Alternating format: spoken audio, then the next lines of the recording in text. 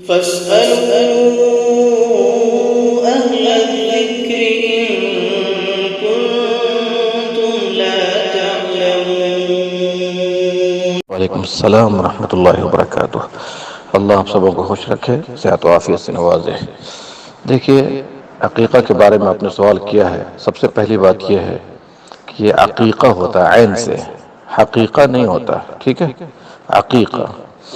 عقیقہ بچے کی ولادت پر 7ویں دن جو جانور ذبح کیا جاتا ہے اس کو عقیقہ کہا جاتا ہے، اور یہ بطور شکریہ ہے۔ یہ جانور ذبح کر کے 7ویں دن ہم اللہ تعالیٰ کا شکر بجا لاتے ہیں تاکہ بچہ ہمارے لیے مفید اور کارآمد ثابت ہو۔ یہ اسلام میں سنت مؤکدہ ہے، اور بعض علماء نے اس کو واجب بھی کہا ہے، ٹھیک ہے؟ لیکن صحیح بات یہ ہے کہ انشاءاللہ سنت مؤکدہ ہے۔ اس میں اگر لڑکا ہو تو 7ویں دن انشاءاللہ 2 جانور کیجئے، چاہے 2 بکرا ہو، 2 بکری ہو، 2 مشابہ جانور ہونا چاہیے۔ اگر لڑکی ہے تو 1 جانور ہونا چاہیے، ٹھیک ہے؟ اور یہاں پر یہ بھی یاد رکھیے گا کہ ہمیں اور آپ کو یہ بھی جاننا چاہیے کہ نبی صلی اللہ علیہ وسلم نے فرمایا کہ جس کے گھر بچہ پیدا ہو وہ ذبح کرے۔ کیا کرے؟ ذبح کرے۔ اور آپ نے متعین کر دیا کیا ذبح کرے، لڑکا میں 2 بکرا یا 2 بکری، لڑکی میں 1 بکرا یا 1 بکری، ٹھیک ہے؟ تو یہاں پر ایسی روایات جس میں تحدید ہے کہ 2 جانور ذبح کرے، یا 1 جانور ذبح کرے بچی میں، تو یہاں پر ذبح کی بات، ٹھیک ہے؟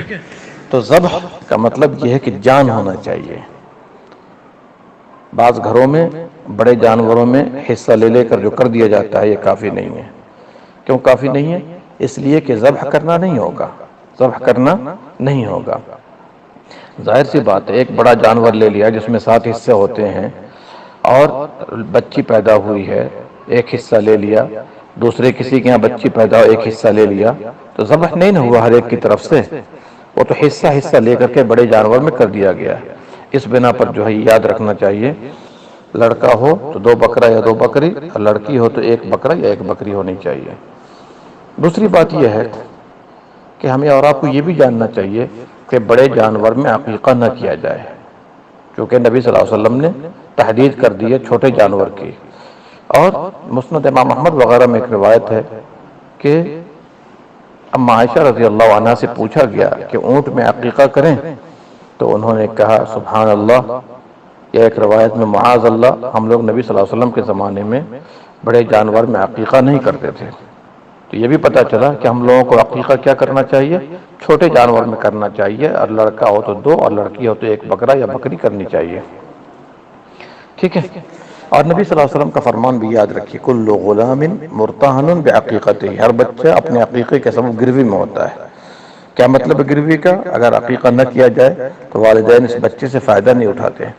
بعض علماء نے کہا ہے، جیسے امام احمد وغیرہ ہیں، کہ بچہ اگر قبل بلوغت اگر وفات پا گیا تو شفاعت نہیں کرے گا، اور پھر خوش دلی سے کرنا چاہیے، اللہ نے یہ موقع دیا ہے، ٹھیک ہے؟ خوش دلی سے ہونا چاہیے۔ اگر 7ویں دن نہیں کر سکے تو 14ویں دن کر دیجئے، 14ویں دن نہیں کر سکے تو 21ویں دن کر دیجئے، جیسا کہ بعض روایت میں آیا ہے، اور اگر نہیں ہے تو جب اللہ دے دے تب کر دینا چاہیے، ٹھیک ہے؟ امام احمد بن حنبل سے ہی پوچھا گیا رحمۃ اللہ علیہ کہ اگر پیسہ نہیں ہے تو کہا کہ قرض لے کر ادا کر دو، اللہ سبحانہ و تعالیٰ آپ کی طرف سے ادا کر دے گا، ٹھیک ہے؟ تو کرنا چاہیے، اس کو مس نہیں کرنا چاہیے۔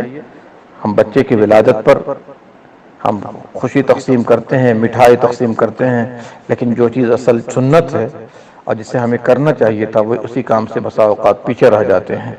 تو اللہ ہمیں اور آپ کو توفیق دے، اور اس سنت پر عمل کرنے کی ہم سب کو توفیق مرحمت فرمائے، آمین یا رب العالمین۔